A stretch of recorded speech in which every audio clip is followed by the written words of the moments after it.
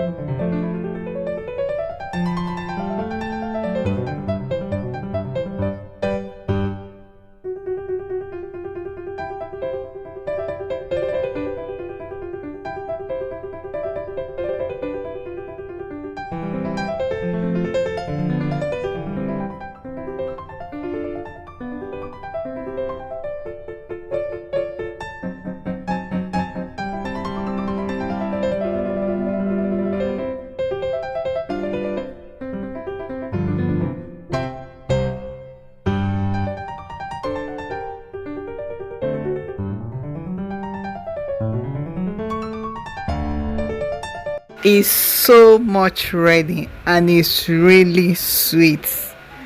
Thank you all so much for watching, and I will see you on my next video. Bye bye.